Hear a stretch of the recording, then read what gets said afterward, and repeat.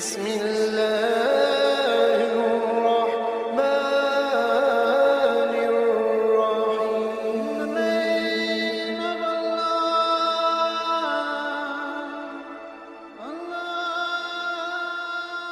الرحيم. بسم اللہ الرحمن الرحیم. شروع اللہ کے نام سے جو بڑا مہربان اور نہایت رحم والا ہے. دوستو، ڈاکٹر احمد سعودی عرب کا سب سے معروف طبیب تھا. لوگ اس سے مشورہ لینے کے لیے کئی دن تک انتظار کرتے. اس کی شہرت بڑھتی چلی گئی. دارالحکومت میں ایک انٹرنیشنل میڈیکل کانفرنس کا انعقاد ہوا جس میں اسے بھی دعوت دی گئی.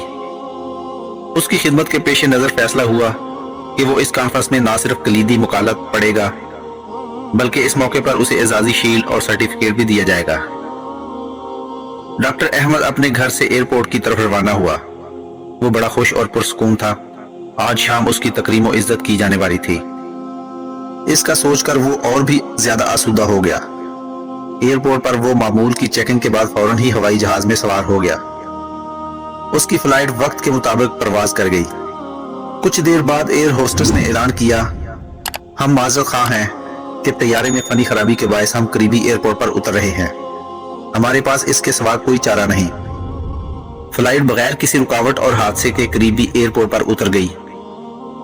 مسافر جہاز سے اتر کر لاؤنج میں چلے گئے. ڈاکٹر احمد بھی دیگر مسافروں کے ساتھ طیارے کی فنی خرابی کے درست ہونے کا انتظار کرنے لگے. تھوڑی دیر بعد ایئرپورٹ اتھارٹی نے اعلان کیا، خواتین و حضرات، انجینئرز نے بتایا ہے کہ فنی خرابی کے درست ہونے کا قوی طور پر کوئی امکان نہیں، لہٰذا مسافروں کے لیے متبادل طیارے کا انتظام کیا جا رہا ہے. یہ طیارہ کب آئے گا کسی کو کوئی علم نہ تھا. تھوڑی دیر بعد نیا اعلان ہوا کہ متبادل طیارہ کل ہی آ سکتا ہے. ہم اس زحمت کے لیے معذرت خواہ ہیں. اب آپ کو ہوٹل پہنچا دیا جائے گا.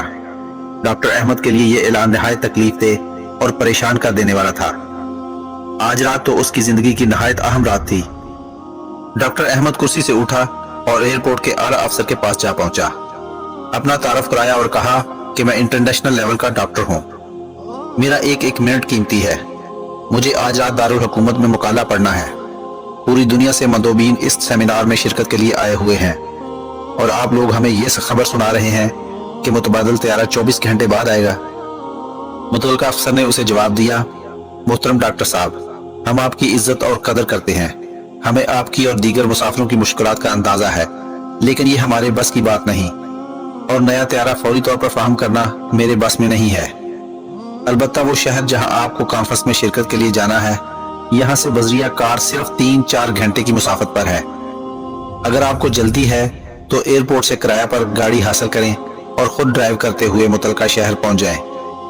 ڈاکٹر احمد لمبی ڈرائیونگ کرنا پسند نہیں کرتا تھا، مگر اب یہ مجبوری تھی. اس کے پاس کوئی متبادل راستہ نہیں تھا. اس نے متعلقہ افیسر کے مشورے کو پسند کیا اور ایئرپورٹ سے کار کرایہ پر لے کر متعلقہ شہر کی جانب روانہ ہو گیا. ابھی کچھ ہی فاصلہ طے کیا تھا کہ اچانک موسم خراب ہو گیا. آسمان پر گہرے بادل نمودار ہوئے. شدید تیز آندھی آ گئی. دیکھتے ہی دیکھتے زوردار بارش شروع ہو گئی اور ہر طرف اندھیرا چھا گیا. موسم کی خرابی کی وجہ سے اسے اندازہ ہی نہ ہوا کہ وہ کس سمت جا رہا ہے. 2 گھنٹے تک مسلسل چلتا گیا. بالآخر اسے یقین ہو گیا کہ وہ راستے سے بھٹک چکا ہے.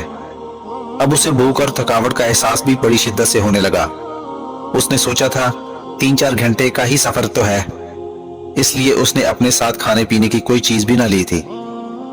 اب اسے کسی ایسے ٹھکانے کی تلاش تھی جہاں سے اسے کھانے پینے کی کوئی چیز مل سکے. وقت تیزی سے گزرتا رہا. چاروں طرف رات کا اندھیرا بھی چھا گیا تھا. ایک چھوٹے سے گاؤں کے پاس سے گزرتے ہوئے اس نے غیر شعوری طور پر اپنی گاڑی ایک چھوٹے سے گھر کے سامنے روک دی. اس کا ہاتھ گھر کے دروازے پر دستک دے رہا تھا. اندر سے بوڑھی عورت کی آواز آئی، جو بھی ہو اندر آ جاؤ، دروازہ کھلا ہے. ڈاکٹر احمد گھر میں داخل ہوا تو دیکھا کہ ایک بوڑھی عورت متحرک کرسی پر بیٹھی ہے. ڈاکٹر نے خاتون سے کہا، اماں، میرے موبائل کی بیٹری ختم ہو چکی ہے، کیا میں اپنا موبائل چارج کر سکتا ہوں؟ بوڑھی عورت مسکرا کر کہنے لگی، میرے بیٹے، کون سے فون کی بات کر رہے ہو؟ تمہیں معلوم نہیں اس وقت تم کہاں ہو؟ ہمارے ہاں نہ تو بجلی ہے نہ ٹیلی فون. یہ تو ایک چھوٹا سا گاؤں ہے جہاں شہری سہولتوں کا کوئی تصور نہیں. پھر اس نے مزید کہا، میرے بیٹے، وہ سامنے میز پر چائے اور کھانا رکھا ہے، لگتا ہے کہ تم بھوکے اور پیاسے ہو. रास्ता भटक गए हो। तुम पहले खाना खा लो, फिर बात करेंगे। लगता है तुम खासा तवील फासला तय करके आए हो। डॉक्टर अहमद ने उस बूढ़ी खातून का शुक्रिया अदा किया और खाना खाने बैठ गया। सफर की थकावट से उसे शदीद भूख लग रही थी। अचानक खातून की कुर्सी के साथ वाली चारपाई पर हरकत हुई और एक मासूम ने रोना शुरू कर दिया।